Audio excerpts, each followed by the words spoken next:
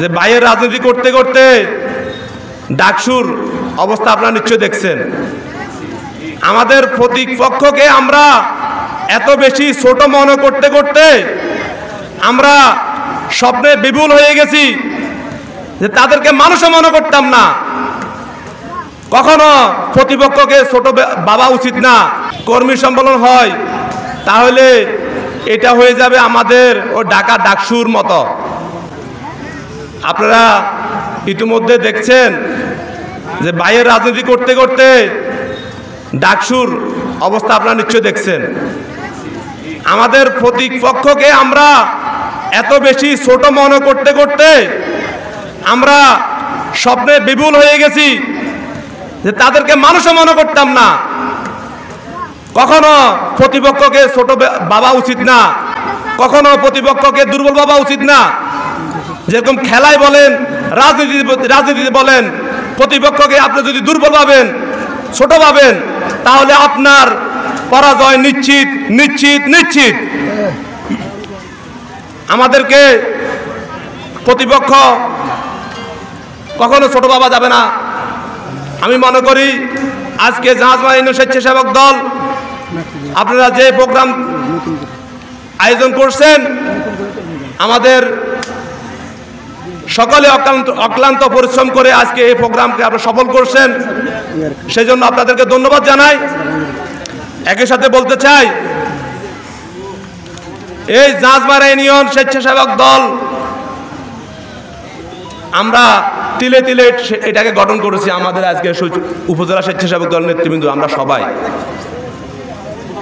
এই জাহাজবাড়ি ইউনিয়ন স্বেচ্ছাসেবক দলে আমরা আমাদের সাবেক আহ্বায়ক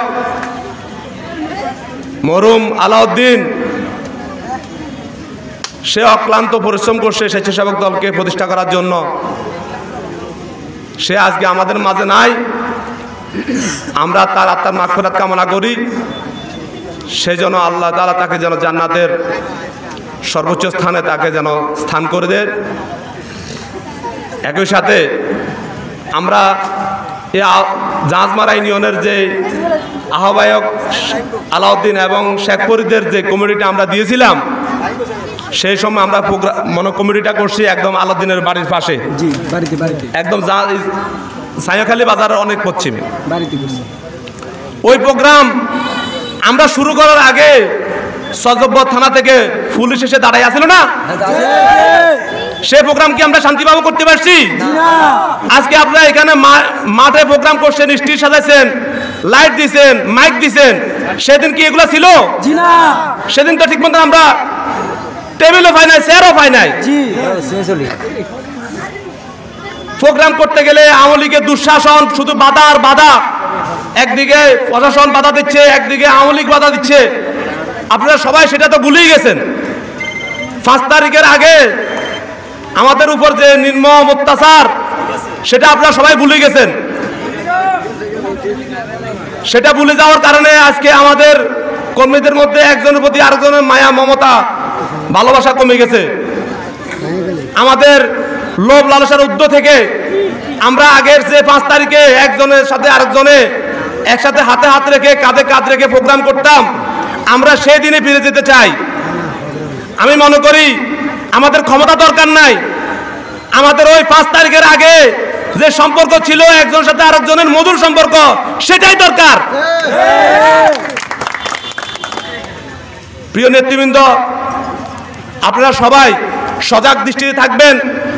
আমাদের এই জাতীয়তাবাদী দল, আমাদের নেতা জনাব তারেক রহমান সহ আমাদের বিএনপির নেতৃবৃন্দের উপর এবং বিএনপি আমাদের জাতীয়তাবাদী পরিবার, এই সংগঠনের প্রতি গভীর ষড়যন্ত্র চলতেছে। দেশি এবং বিদেশি চক্রান্ত চলতেছে, সেটা ইতিমধ্যে আপনারা দেখতেছেন। কঠিন কারচুপি, শেখ হাসিনাকে হার মেনে ফেলছে। তার কারণ হলো এই দেশে 5 তারিখের পরে নতুন সরকার চেঞ্জ হয়েছে, যত প্রশাসন কি একটাও চেঞ্জ হয়েছে? প্রশাসন সবাই সব জায়গায় তারা বহাল তরিকতে তারা এখনো অবস্থান করতেছে। আপনারা এটা ভুলে গেলে হবে না যে তারা কখনো বিএনপিকে ক্ষমতা দিতে চায় না। সেই প্রশাসনের লোকজন এখনো ওই আওয়ামী পেতাত্তাকে এখনো ক্ষমতায় আনতে তারা মরিয়া হয়ে গেছে।